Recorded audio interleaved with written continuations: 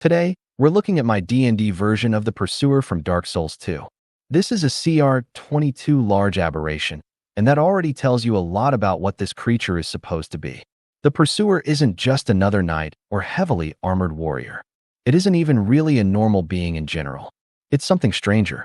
It's a cursed, unnatural hunter wrapped in armor that's built around pressure, pursuit, and the feeling that escape is only temporary. That's why I like aberration for the creature type.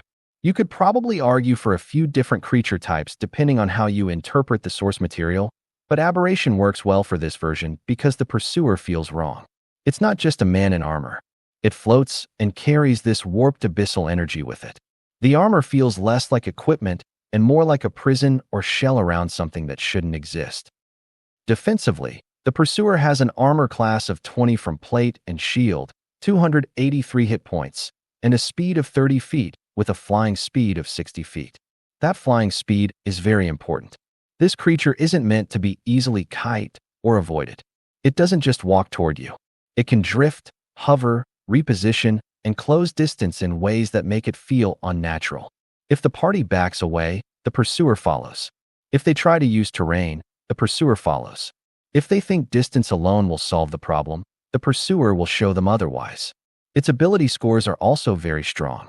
Strength 20, Dexterity 16, Constitution 20, Intelligence 14, Wisdom 12, and Charisma 18.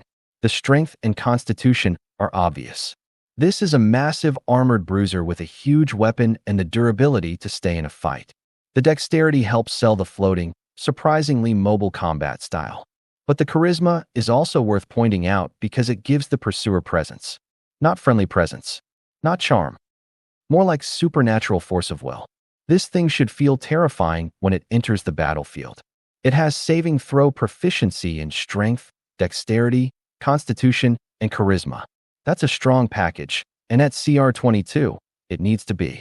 You don't want a boss like this folding immediately to the first major save that gets thrown its way.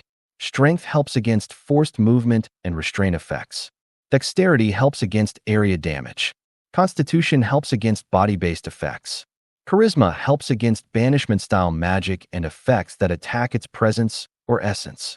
Its skills are acrobatics, athletics, and intimidation. That's pretty much exactly what I'd want. It can move well, overpower targets, and scare the hell out of people. The Pursuer shouldn't just be strong. It should feel like a physical threat that understands how to apply pressure. It also has resistance to necrotic damage and immunity to poison and psychic damage.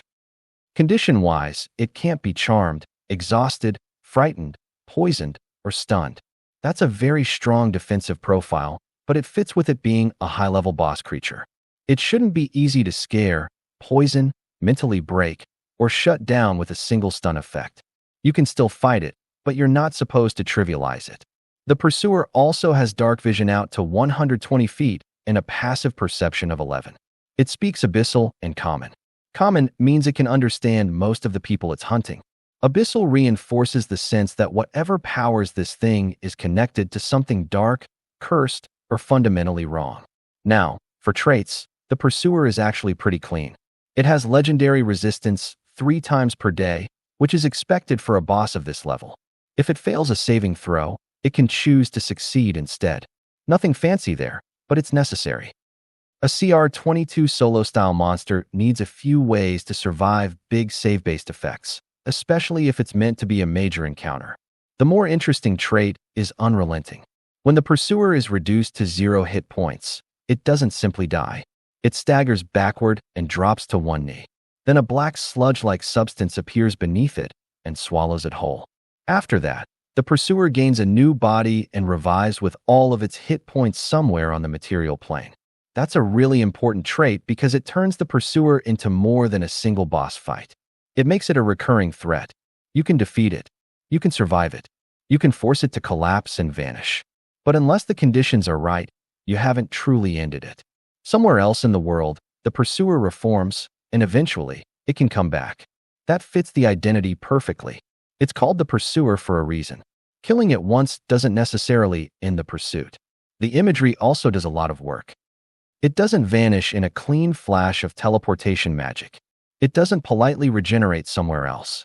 It falls to one knee, and something black and sludge-like rises from beneath it and swallows it. That makes the revival feel disturbing instead of just convenient.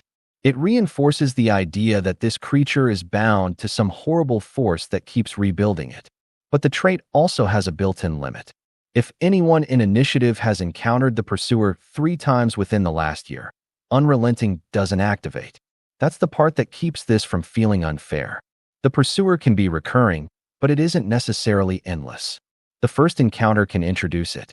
The second encounter can prove that it really does come back. The third meaningful encounter can be the one where the party finally ends it. I like that structure a lot. It gives the Pursuer a campaign role without taking away the player's ability to win. It can haunt the party, return later, and create a real sense of dread, but eventually, the story can close. When the final fight happens, the players know this time is different. This time, it can finally die.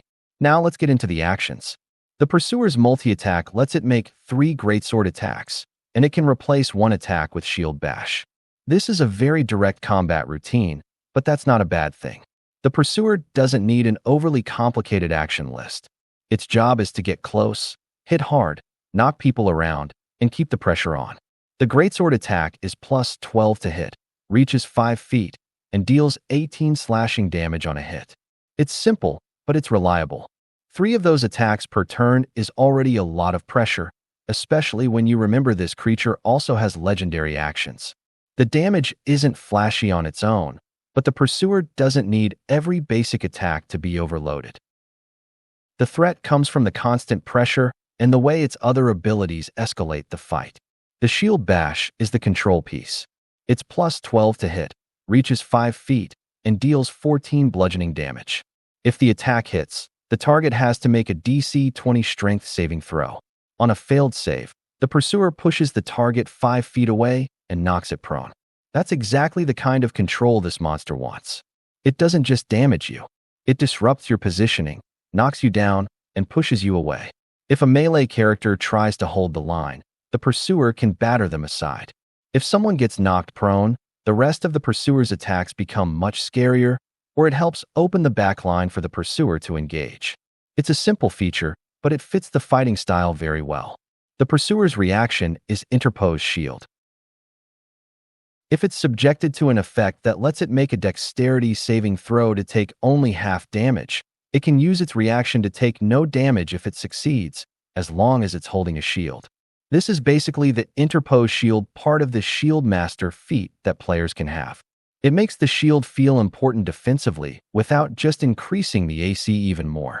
It also gives the Pursuer a good answer to certain area effects. A monster this big and dangerous is going to attract fireballs, breath weapons, and other large effects. Interposed Shield gives it a way to survive those moments without making it immune to everything. It still has to use its reaction and succeed on the save. But when it works, it feels like the Pursuer actually blocked or weathered the attack with its shield. Now let's talk about the legendary actions, because this is where the stat block really sells the boss fantasy. The Pursuer gets 3 legendary actions per round. The first option is Close the Distance. The Pursuer moves up to its movement speed and makes a greatsword attack. This is probably the most important legendary action in the stat block from an identity standpoint. It's called the Pursuer.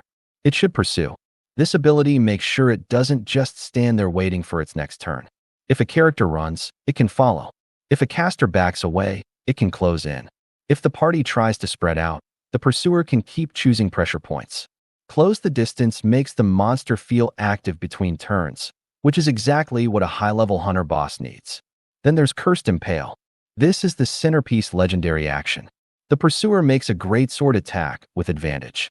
If the attack hits, it deals an additional 14 necrotic damage and can't use that action again. Then the Pursuer throws the impaled creature at a space within 30 feet of itself that it can see, dealing a small amount of bludgeoning damage. That's already a very memorable boss move. It's violent, cinematic, and humiliating in the way a good boss attack should be. The Pursuer doesn't just stab the target. It impales them and throws them somewhere else. That immediately changes the battlefield and creates a moment the table will remember. But the most important part is what happens afterward. The Pursuer's cursed energy begins to go out of control. The twisted and contorted faces on its armor begin to writhe in agony. From that point on, the pursuer can make one extra attack on each of its turns, deals an additional 7 necrotic damage on weapon attacks, and gains access to its mythic actions. The cursed energy re-enters its controlled state at the next dawn. I really like this because it makes Cursed Impale feel like a phase trigger. The pursuer doesn't just become stronger because it hit half health. It becomes stronger because it used this specific cursed attack and pushed its own energy past the limit. The fight escalates because the monster did something terrible, and now the curse is leaking out of control. That's much more interesting than a generic phase change. It also gives the DM control over the pacing. You don't have to use Cursed Impale immediately. You can wait until the moment feels right. Maybe the pursuer uses it once the party thinks they've stabilized. Maybe it uses it to punish the first person who tries to stand toe-to-toe with it. Maybe it uses it early because you want the fight to enter the mythic phase quickly. Either way, the ability becomes a dramatic turning point. Once that cursed energy goes out of control, the pursuer gains access to Destructive Wave and Spreading Death. Destructive Wave is a mythic legendary action. Each creature within 30 feet of the pursuer makes a DC 20 Constitution saving throw. On a failure, the creature takes 21 thunder damage and 21 necrotic damage and has the prone condition. On a success, it takes half damage only. The pursuer also can't use this action again until the start of its next turn. This is the big area punishment. It prevents the party from safely surrounding the pursuer, and it gives the second phase a more explosive feel. Before the curse goes wild, the pursuer is mostly a martial pressure boss. Afterward, the area around it becomes dangerous. It isn't just swinging a sword anymore. The cursed power inside the armor is erupting outward. Spreading Death is the other mythic action. Each creature within 20 feet of the pursuer makes a DC 20 Constitution saving throw. On a failure, the creature takes 28 necrotic damage and has the poison condition until the start of the pursuer's next turn. On a success, it takes half damage only. Like Destructive Wave, the pursuer can't use this again until the start of its next turn. This one feels less like an explosion and more like contamination. Necrotic magic pours out of the armor, and anyone too close gets caught in it. It's a great way to show that the pursuer's curse isn't contained anymore. The armor is leaking death. Together, Destructive Wave and Spreading Death make the mythic phase feel meaningfully different.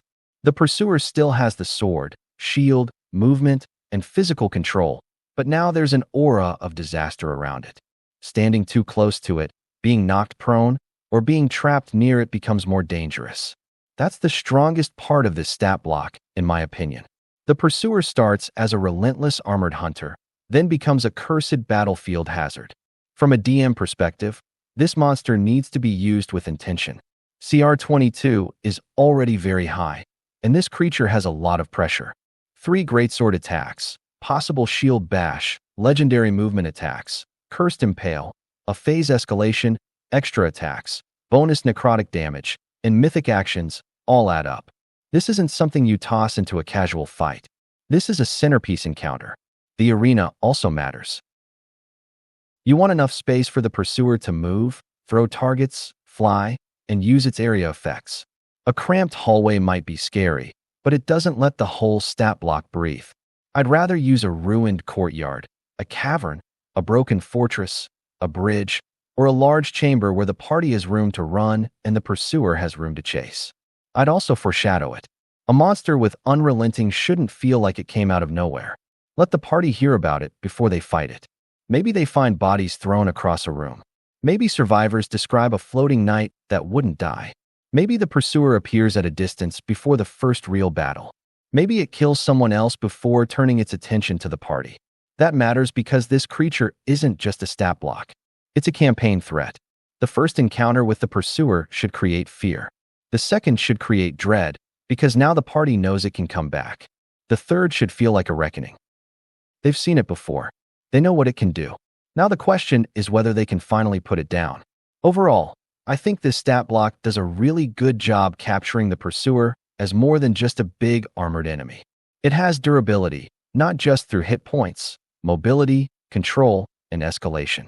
It can chase, punish, throw people around, and come back after being defeated.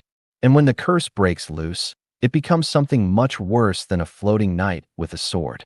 That's exactly where I think the pursuer should sit. Not just a boss or hunter, but a cursed executioner that keeps coming until either the target dies or the curse finally runs out of bodies for it to inhabit. If you enjoyed this video, please consider leaving a like and subscribe to see future content. I'll hopefully be uploading more regularly now, but life's been getting in the way. Anyways, thank you for watching and have a wonderful day.